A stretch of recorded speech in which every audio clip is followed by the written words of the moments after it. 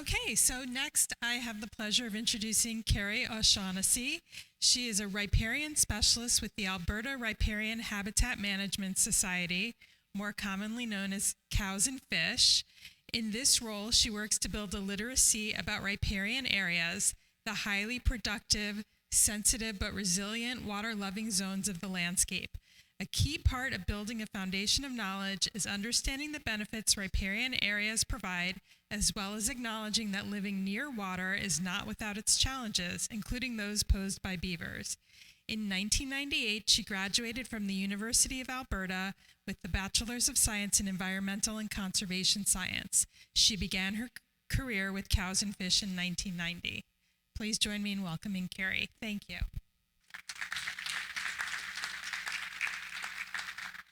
Thank you very much, and I'm glad to be here again. I'm actually providing this presentation on behalf of a colleague of mine. Her name is Holly Kinnis, but she wasn't able to be here at the conference, and so since I happened to be coming anyway, she said, well, you kind of know about this stuff, so how about you give it?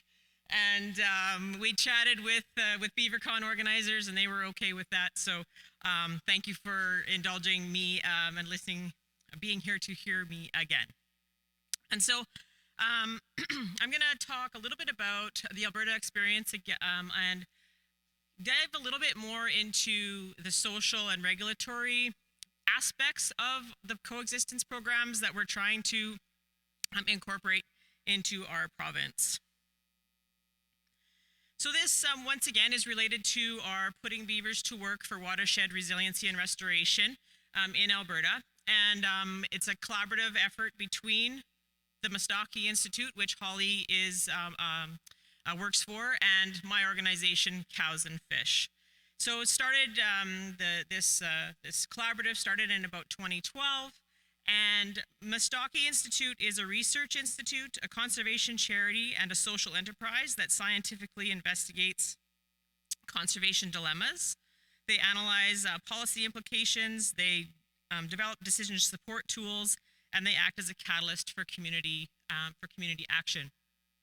So from the Cows and Fish perspective, also, as mentioned, the Alberta Riparian Habitat Management Society, we are also not-for-profit charitable, working on education, awareness, and understanding around riparian habitats, as the big long name aptly suggests.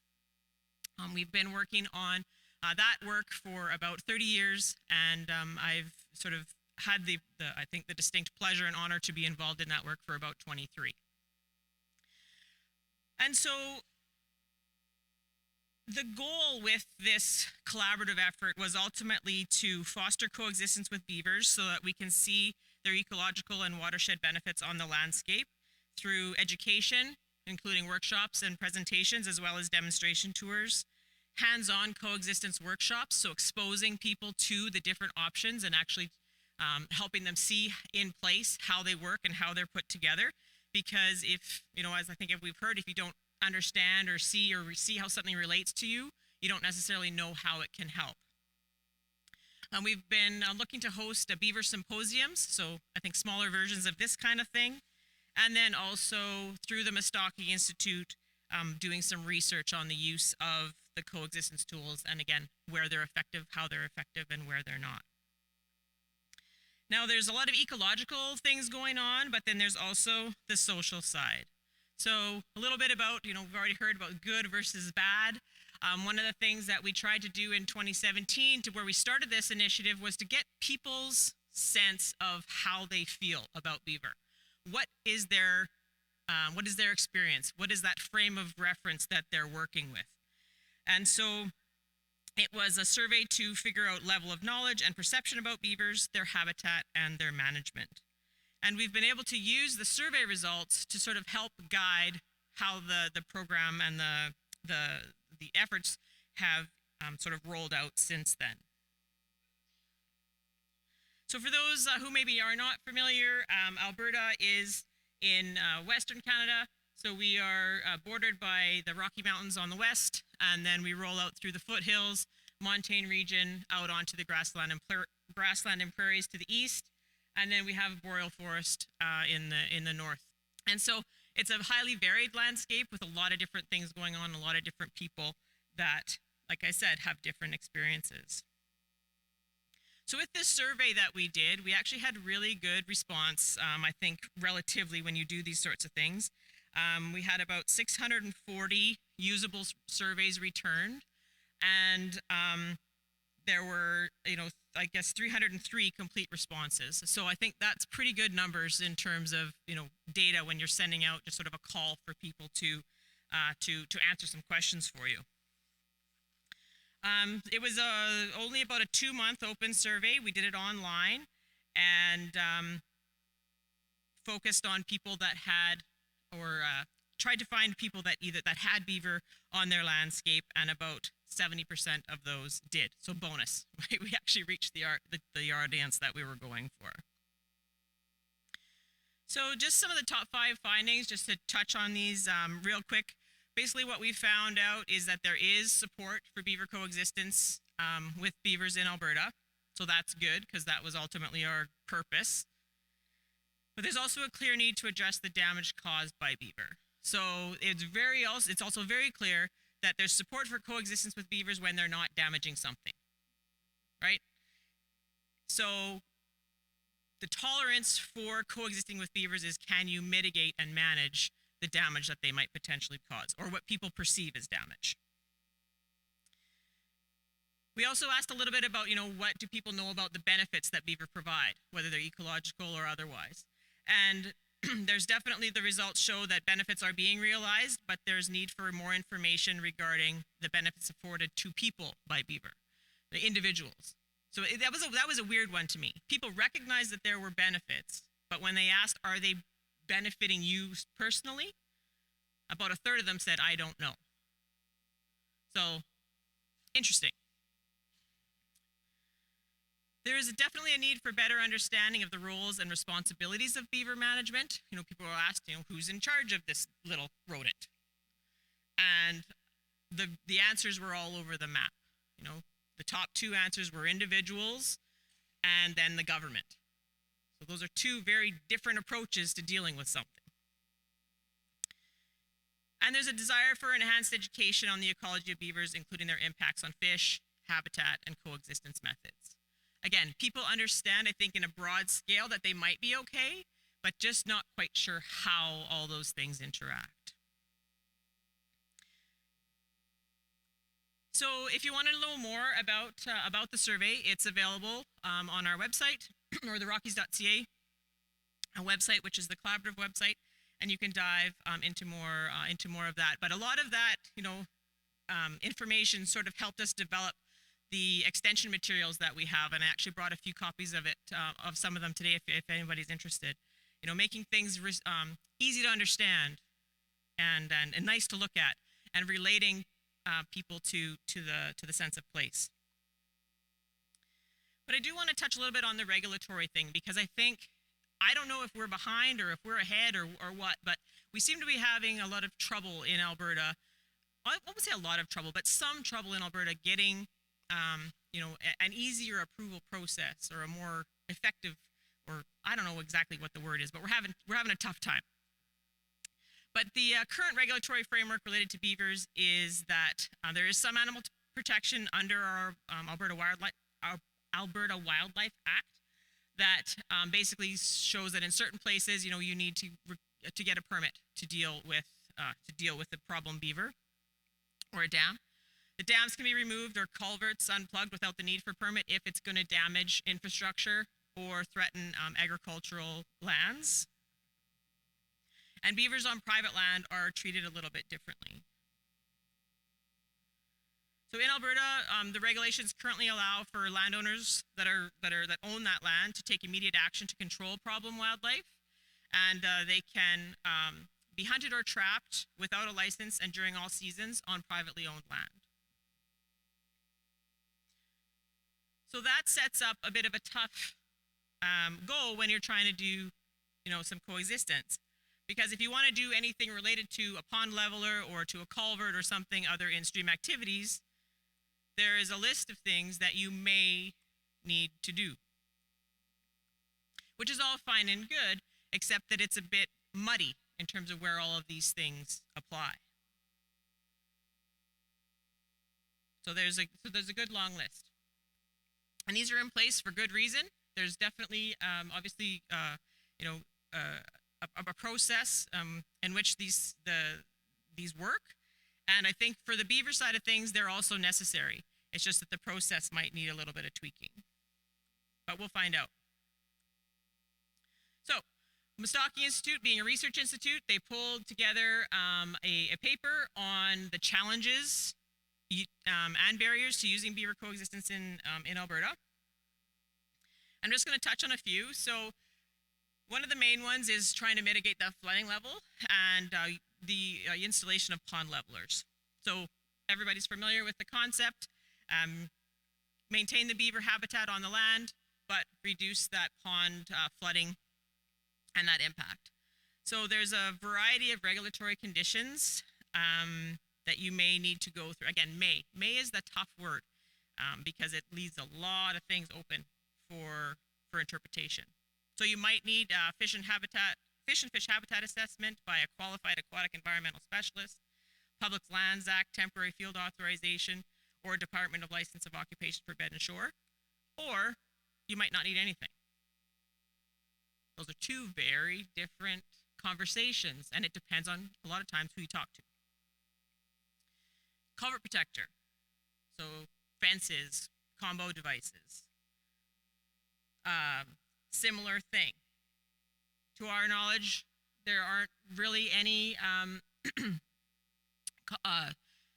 regulations required for putting in a culvert protector if you're managing or maintaining a road. But if you're an individual landowner who wants to do something on their private crossing or something like that, it seems like now the approvals come into play. Relocation. Currently, relocation in Alberta is not regulated. It's not allowed. Basically, it's illegal to transfer or transport a beaver from one place to the other. So if we're looking at habitat restoration, or we're wanting to do, connect people that don't have beavers on their land and would want them with ones that have them and don't, can't really do that right now. So it's not in the process. So it can be a useful tool, but it's not. It's just that the processes aren't there to facilitate it. Another one is, again, we're thinking about about a quarter of the riparian habitats that we've looked at in Alberta are in an unhealthy condition. So if we wanted to try and use beaver dam analogs or post-assisted log structures to help facilitate some rehabilitation, there are challenges around those as well. So this is one example that we, sort of the first one that we tried to work through in Alberta. It was up in a foothills. It was sort of away from a lot of different things. There was beaver in the bottomlands.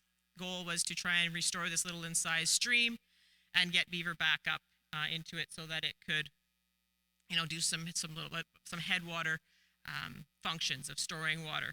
All those things that Brian just talked about. And this was about in 2018. And so, wanting to do a good thing, hoping to get some support for it. And these next few slides are the list of things that are little. I don't even think it was 200 meters. It might have been 100 meters length of channel that we wanted to try and restore. This is the list of things you don't need to read, but just all the bullets that we had to go through. In the end, that was too much to be done for this little project.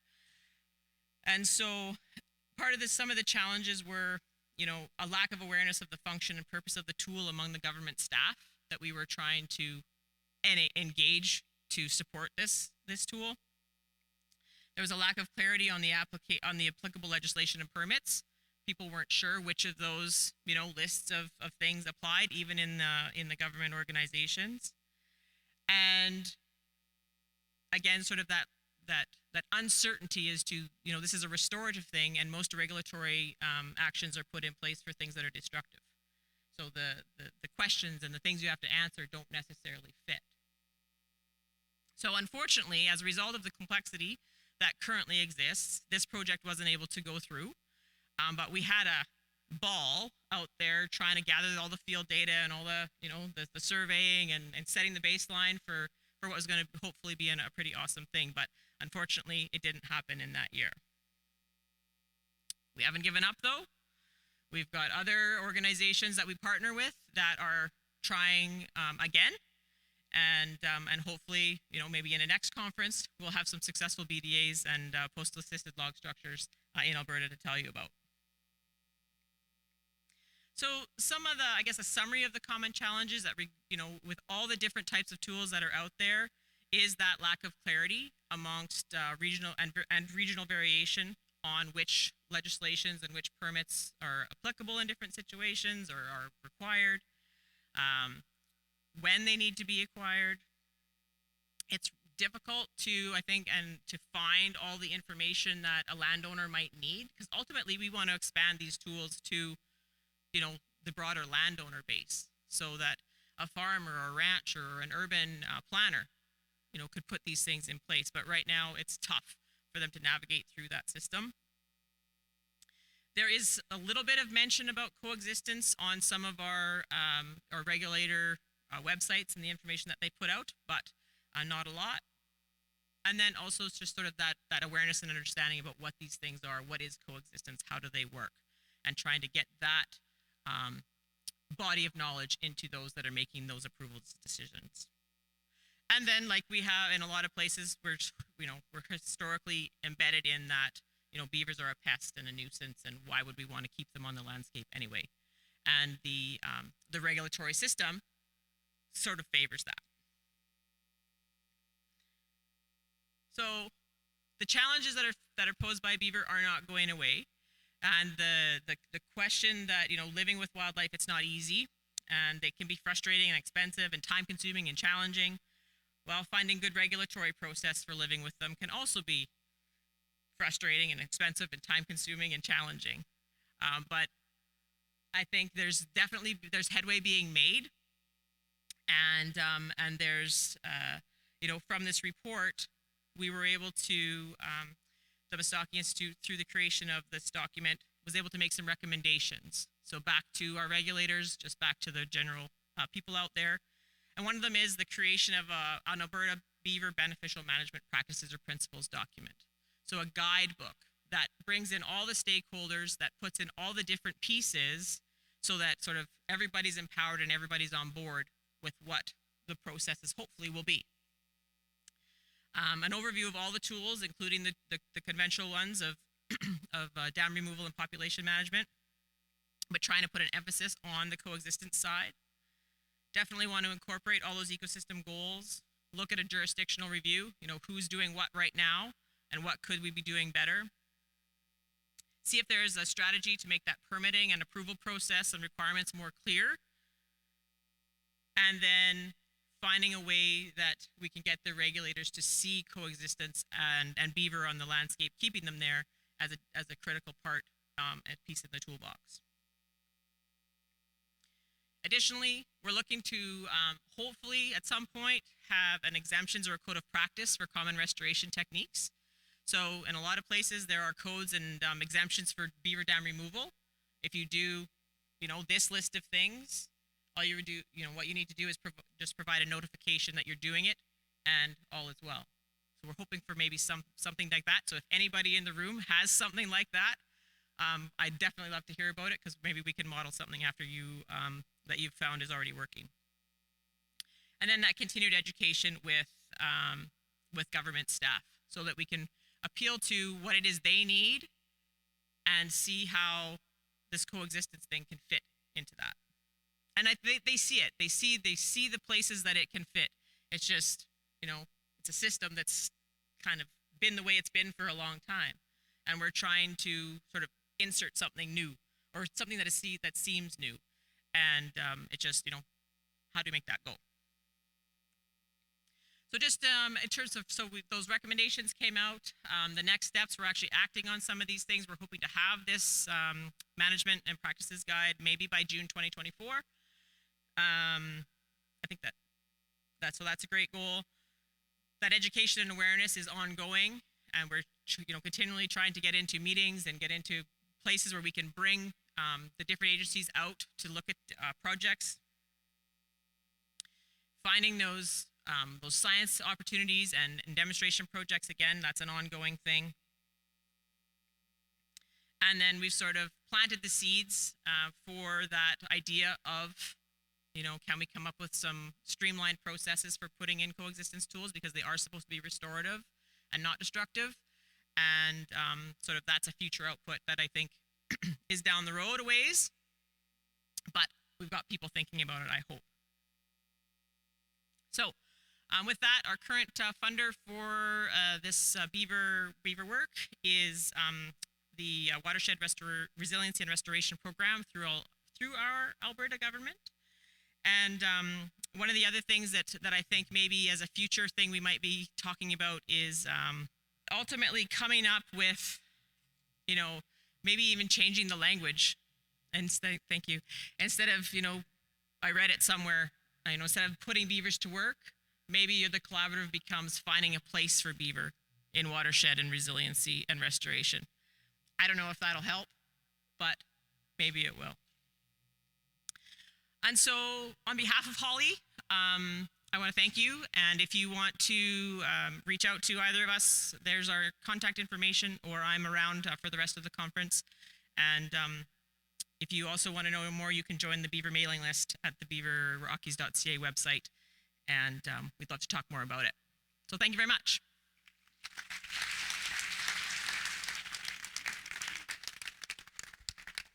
All right, thank you so much. We have time for maybe 2 questions. Let's start back here. Thanks, that was great. My name's Claudia. I work for Maryland Department of Natural Resources. That's my dog that's migrated through the tables. I don't know where it is now. Anyway, I just want to tell you, I feel for you about getting these things permitted, but we have put in a bunch in the last couple years. We're still having problems, and you might want to check out a legislative initiative that happened this past legislature where we put in, or a consortium of people, for an actual restoration track through the state. And it got sent to be a study, but it would be good language for you. And it's easier to permit a Walmart than it is to put in a restoration project. It's always been like that. So we have most of those projects you saw this morning that were with the RSCs. They're $1 million projects. Most of the cost is the permitting part that takes 2 to 3 years.